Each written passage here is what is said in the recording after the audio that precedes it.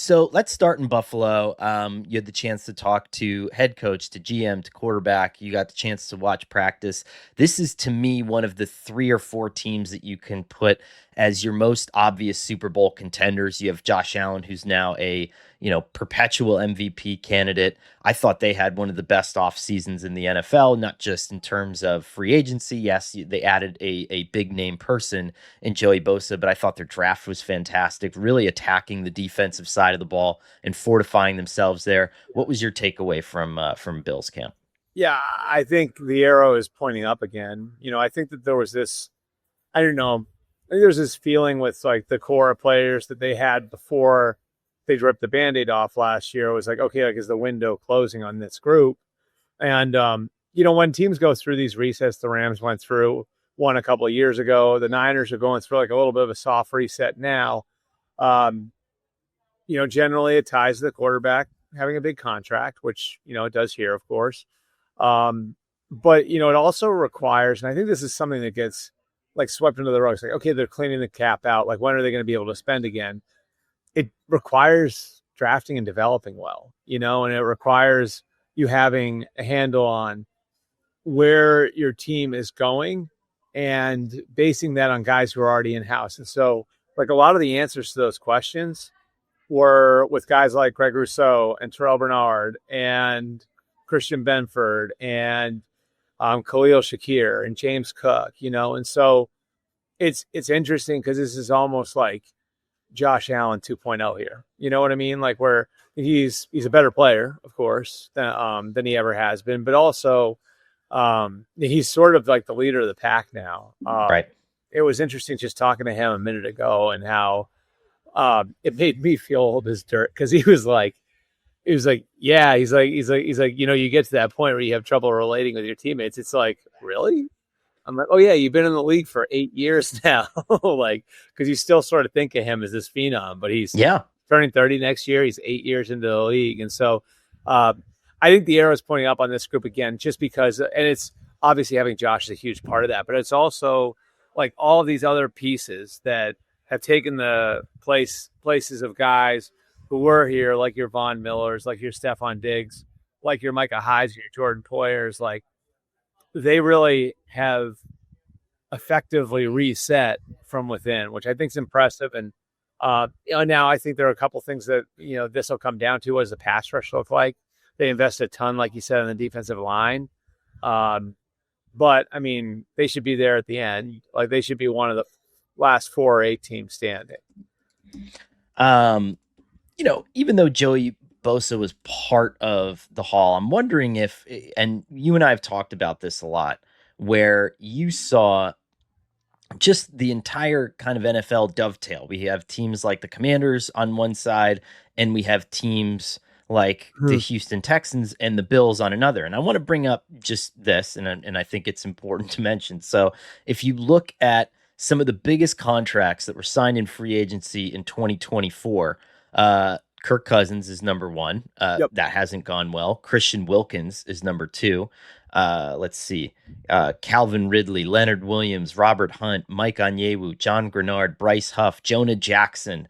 Like a lot of these players, some of these players aren't even on there. I warn people on this though. Like this is like there's a reason why these guys are available. Everybody gets all hot and bothered over free agency every March, and like the team that's most active is like the quote unquote winner of free agency. It's like, there's a reason why those guys are available in the first place, and like, I don't know. We all get kind of like tied into, okay, like how's this, the team that was most successful in free agency last year, not to go off on a tangent, is the Commanders.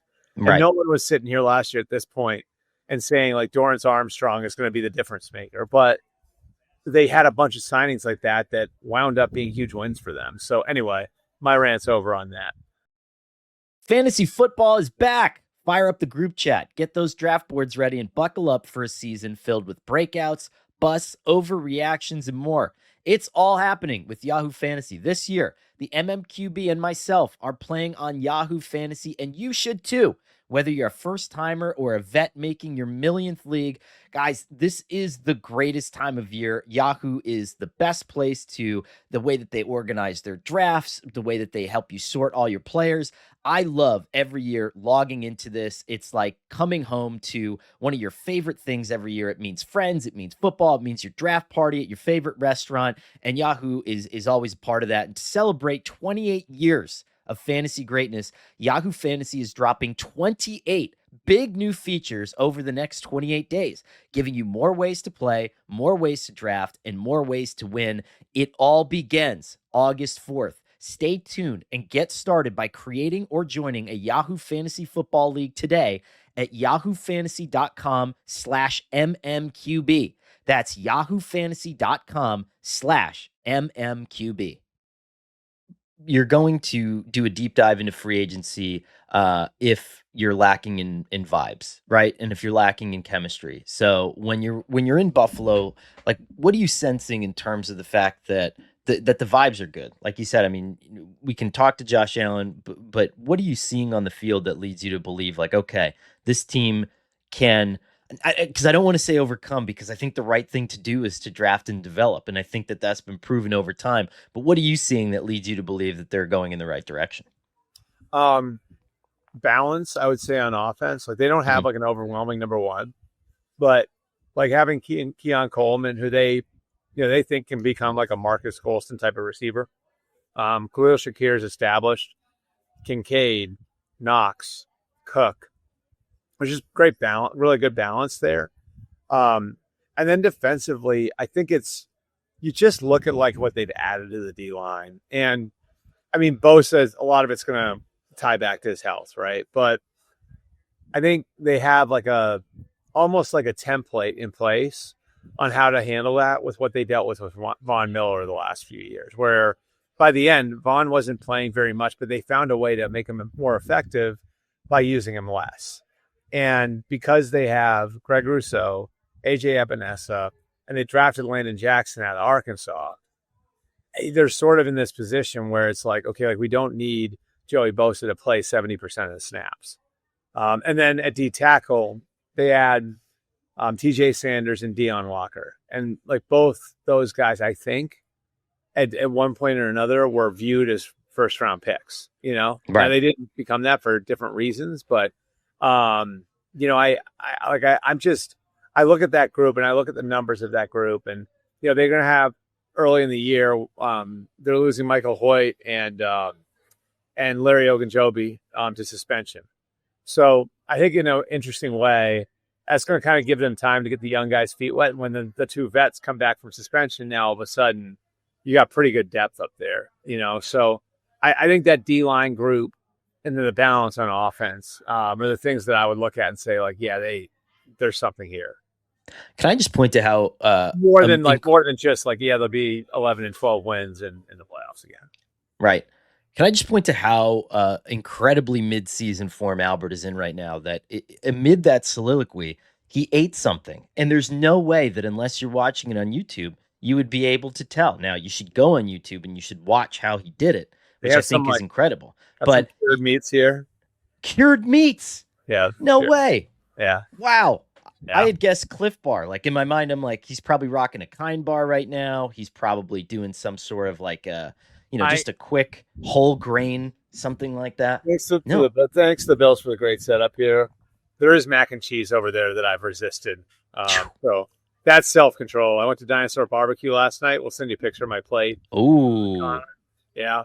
They have this new pork belly. I don't think I'd seen it there before, which was unbelievable. By yourself? By myself. It was great. I was off a 4-hour drive. It was my goal to make it there. So I left Cleveland at I probably drove out like 4:45, right? Like, out the parking lot at 4:45. Okay. Rochester is about 278 miles, I think, was the trip. I put Dinosaur Barbecue in my GPS. I do that too. Right. And I knew they closed at 9. So I had very little wiggle room there. So I thought I'd be able to make it because I was making really good time at first. And then I hit a construction zone I believe it was in Dunkirk, New York. I don't know if you're familiar. It's like, as a Syracuse guy, but Dunkirk, New York is where I hit a traffic. I hit some construction. But then I was able to pick up the pace a little bit after that, and I walked into Dinosaur Barbecue at 8:40 and sat at the bar and ate by myself. You don't know this, but you're staying like very close to where I began my honeymoon, and a lot of people are like, Rochester, wow, for a honeymoon that seems pretty dicey. But we were out in the like where the canal is, and we stayed up there. There's like a nice Marriott Autograph up there, and then you go to Del Monte Lodge. what's that? Oh yeah, That's where I was last night. of course. And then you go down to Erie, that run. I went for my run on the Erie Canal. Ooh, A plus. Pittsburgh's actually a really nice little town. it's great. Yeah. Now you're not doing a lot of wine tourism right now. That is would there be. wine? I didn't know. Is this like wine country also? So this is like the start of Finger Lakes Wine Country is like the Okay. top. So that's what we did. We started up there, and then you work your way down toward like the Finger Lakes region. But there's some really good random tiny little places. So if you're in the mood to get a little effed up and then cover training camp, I can provide kind of a nice little runway for you. So I don't know how that would have gone over. it It was I mean- really hot out here today too, so I probably would have been feeling the effects pretty good. I did my job hungover once. It was in college, and it was the night before. What's that? Yeah, because if you did it once, you know never again. And I remember Syracuse was playing Villanova. It was a huge game, and I went out the night before because I was in college. And then I remember interviewing Chris Fowler the next day on at 4 hours after I had Oh, nice. I came from a fraternity house, and just the look on his face was just like, boy, you had a tough night last night. You know what I mean? Yeah. So once you do that for the first time, you just you tend not to stop. And I've had some tough ones. I had some tough ones when I was in my 20s for sure. I had one where I went to my buddy's bachelor party, and it was the night of Ohio State at Texas, 2006. woo, And and the bachelor party was on the Jersey Shore, and we were staying at I don't know, some shore motel, whatever. And I knew that I had to cover the Patriots Texans game the next day. So we have a great night. We blow out Texas. Then I'm like, all right, if I can get 3 hours sleep, much younger then, couldn't do this now. If I can get 3 hours sleep, I'll be okay. Knowing I would have to wake up at 5 a.m. to make it to the Patriots game, right? From where we were on the Jersey Shore. So I think it was 1:30, 2 o'clock. I go to bed, at risk of getting markered or somebody covering my face with shaving cream and all of that, because that's the level of maturity me and my friends. So I wake up 3 hours later, and I walk out to this area right in front of it's one of those motels where you walk out, you open the door, open the door from your room and you're outside, yeah. See, and four of my friends are out there smoking cigarettes and still drinking. And where are you going? So I told you guys this 15 times yesterday. Going to cover Patriots Texans, guys. Patriots Texans quarterback would have been Nat Schaub, I believe. I think that's what it was. Yeah. Real barn burner. Yeah. You can look that up. I think I have the opponent right because I gave you that it was Ohio State Texas weekend. I don't know if I have that right, but somebody can match that up and see if I have that right. I think it was the Texans. How good was Albert's post hangover recall? Weigh in on in the comments below.